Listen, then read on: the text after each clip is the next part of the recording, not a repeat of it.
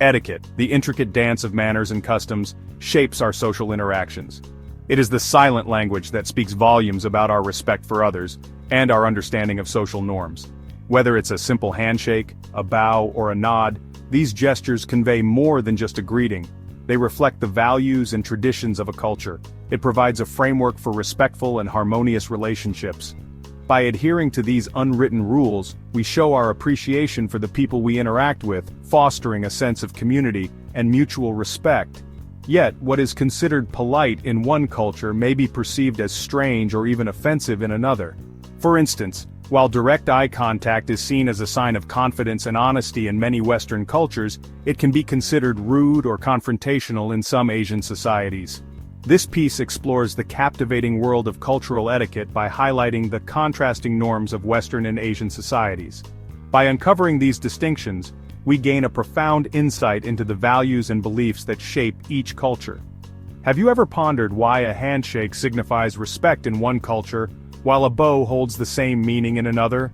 Join us as we delve into the nuances of cultural etiquette, unraveling the intriguing differences between Western and Asian traditions. Greetings serve as the opening act of social interaction, setting the tone for what's to come. They are the first impression we make, a small yet significant gesture that can convey respect, warmth, and openness. The way we greet each other can vary greatly across different cultures, reflecting the unique values and social norms of each society. In Western cultures, physical gestures like handshakes are common. The handshake is a universal symbol of agreement and mutual respect. It is often used in both formal and informal settings, from business meetings to casual encounters. In the United States, a firm handshake, accompanied by direct eye contact and a friendly hello, is considered polite and confident. This gesture is seen as a sign of sincerity and trustworthiness. The firmness of the handshake and the directness of the eye contact can communicate a person's confidence and openness.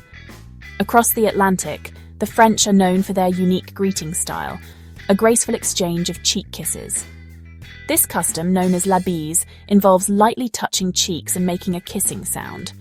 It is a common way to greet friends, family, and even acquaintances in France. This custom, while initially daunting for outsiders, reflects a culture that values warmth and physical touch in greetings. La bise is more than just a greeting.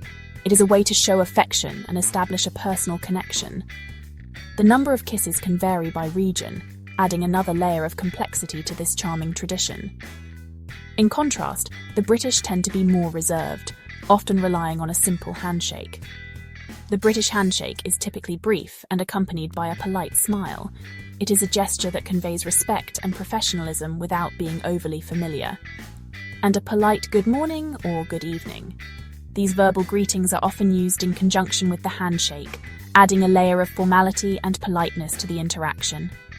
The British value personal space and tend to avoid physical contact beyond the handshake, reflecting their more reserved nature. In Asia, greetings are deeply tied to respect, hierarchy, and tradition. In Japan, bowing is both a refined art and a gesture of reverence. The angle of the bow signifies the level of respect, with deeper bows reserved for those of higher status or during formal occasions. In India, the namaste gesture, where palms are pressed together at chest level, conveys both humility and a spiritual connection. This greeting acknowledges the divine in others. In China, greeting gestures are rooted in cultural respect and social harmony. The most common greeting today is a polite handshake, often accompanied by a slight nod. This is typically less firm than in Western cultures, emphasizing a gentle and respectful demeanor. Traditionally, the fist and palm salute, zuo yi, was a formal greeting, especially during celebrations or to show respect. This gesture involves placing the right fist in the left palm and bowing slightly. It is still used in some formal or ceremonial settings. Another traditional gesture is the respectful nod or slight bow, often used in combination with verbal greetings like ni hao, meaning hello, or xing hui, meaning pleased to meet you. In Thailand, greetings are centered around the Y, a gesture where hands are pressed together in a prayer-like manner while the head bows slightly.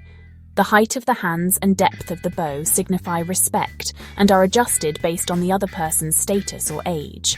For example, a child will weigh more deeply to an elder than vice versa, underscoring the importance of hierarchy in Thai culture. Table manners provide another fascinating lens through which to view cultural differences. In many Western cultures, the use of cutlery is paramount. Dining etiquette offers a fascinating glimpse into cultural values and traditions. In Western cultures like the United Kingdom, mastering the use of cutlery is considered a sign of good upbringing and social refinement, while leaving food on your plate might be perceived as wasteful or impolite. Italians, on the other hand, place great emphasis on meal times as cherished family moments, where each course is meant to be savored slowly, reflecting their deep appreciation for food and togetherness. These practices highlight how dining rituals transcend sustenance, serving as a mirror of cultural identity and values. In many Asian cultures, chopsticks are the primary dining utensil, and their proper use carries significant cultural importance.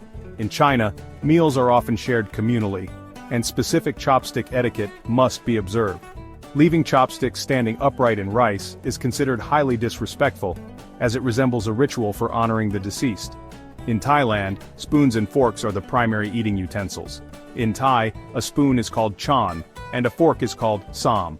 Traditionally, Thai people ate with their hands, but they later adopted the use of spoons and forks from Western culture, adapting them to suit Thai cuisine. In Korea, dining etiquette reflects deep respect for hierarchy. Elders are served first, and beginning a meal before them is considered impolite. These traditions enhance the cultural depth of Korean dining. A typical Korean place setting includes both chopsticks, called jotgarek, and a spoon. Unlike the wooden or bamboo chopsticks common in Japan and China, Korean chopsticks are traditionally made of metal such as stainless steel or brass. This preference dates back to historical influences, including the royal court's use of silver chopsticks to detect poison. Additionally, Koreans often use a spoon instead of chopsticks for eating rice. Gift-giving is a universal gesture of goodwill, but the customs surrounding it can vary significantly across cultures. In Western societies, occasions like birthdays, Christmas, and anniversaries are common for gift exchanges. Personalization is often key, with gifts reflecting the recipient's tastes and preferences. In the United States, opening a gift in front of the giver is customary, allowing for immediate expressions of gratitude. In Germany, attention to detail is essential. Gifts must be thoughtfully wrapped, and punctuality in exchanges is highly valued. In Asian cultures, the act of gift-giving is deeply symbolic, reflecting respect, relationships, and cultural traditions. In China, red envelopes containing money or hongbao are traditional gifts during Lunar New Year, weddings, and birthdays, symbolizing prosperity and good fortune. However, certain items like clocks or sharp objects are avoided due to their negative connotations. A clock signifies the end, and sharp objects suggest severing relationships. In Japan, meticulous attention is given to gift presentation. The wrapping is as important as the gift itself, symbolizing care and effort. However, gifts are rarely opened in the giver's presence. This practice reflects humility and avoids any potential embarrassment for either party. Similarly, in Korea, the recipient often waits to open the gift later, emphasizing politeness and gratitude. These contrasting practices reveal broader cultural values. Western traditions often focus on immediacy and personal connection, with gratitude expressed directly upon receiving a gift. In contrast, many Asian customs emphasize modesty and respect, preferring to open gifts privately to avoid putting anyone in an awkward position. Understanding these nuances can help us navigate cross-cultural exchanges with greater sensitivity and respect, fostering stronger relationships across cultures. Now let's explore the fascinating realm of communication styles, how different cultures express themselves and interact. From direct and straightforward approaches to subtle and context-driven nuances, understanding these variations can profoundly improve our ability to connect and communicate effectively across cultural boundaries. Communication styles encompassing both verbal and nonverbal cues are another key differentiator between Western and Asian cultures. These styles are deeply rooted in historical, social, and cultural contexts, influencing how individuals convey their thoughts, emotions, and intentions. By examining these differences, we can gain a deeper appreciation for the diversity of human interaction. Western societies tend to favor direct and explicit communication. This means that people often say exactly what they mean, leaving little room for ambiguity. In these cultures, clarity and straightforwardness are highly valued, and individuals are encouraged to express their thoughts and opinions openly. Saying what you mean and meaning what you say is valued. This approach is believed to foster transparency and trust, as it minimizes misunderstandings and ensures that everyone is on the same page. In professional settings, this can lead to more efficient decision-making and problem-solving. Direct eye contact is often interpreted as a sign of honesty and engagement. In Western cultures, maintaining eye contact during a conversation is seen as a way to show that you are paying attention and that you respect the other person. It is also believed to convey confidence and sincerity.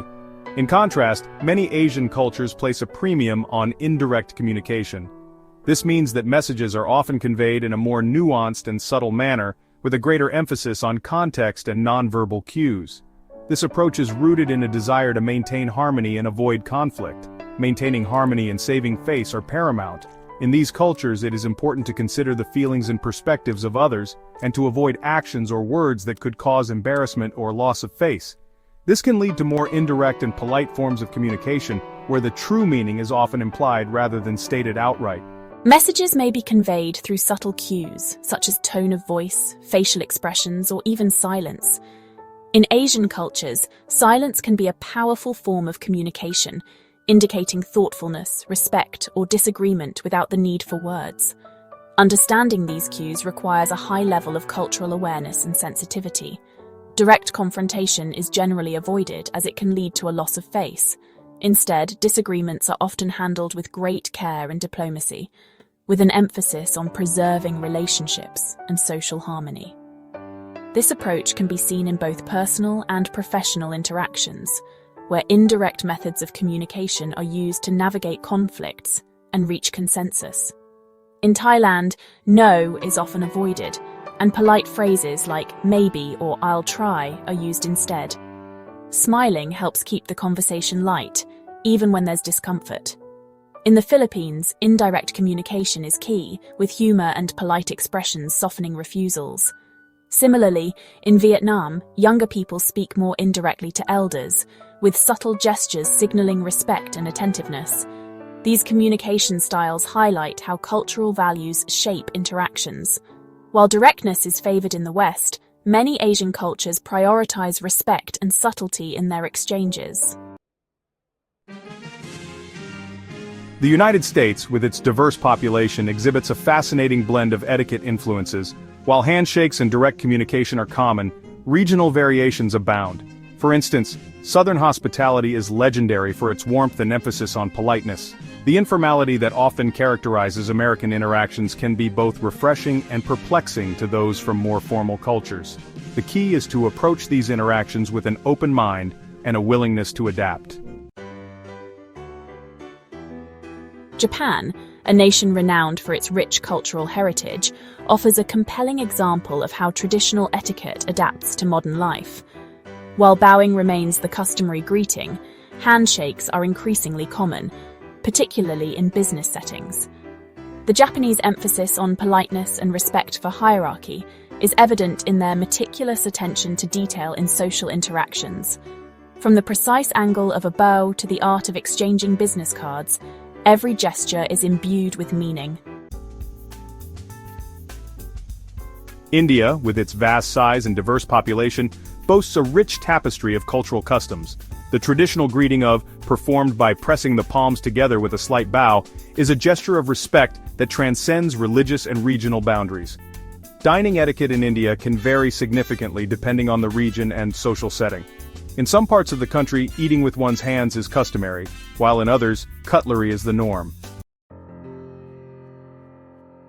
In an increasingly interconnected world, cultural intelligence, the ability to navigate cultural differences with sensitivity and respect, is more important than ever. By developing an awareness of our own cultural biases and learning about the customs of other cultures, we can bridge cultural divides and foster more meaningful connections. The journey through the nuances of cultural etiquette is an ongoing one, It requires patience, empathy, and a genuine desire to understand and appreciate the richness and diversity of human interaction. If you enjoyed exploring these cultural differences and learned something new, support our channel by hitting the subscribe button. Your support helps us create more engaging and insightful content. Don't forget to like the video and share your thoughts in the comments below. See you in the next one.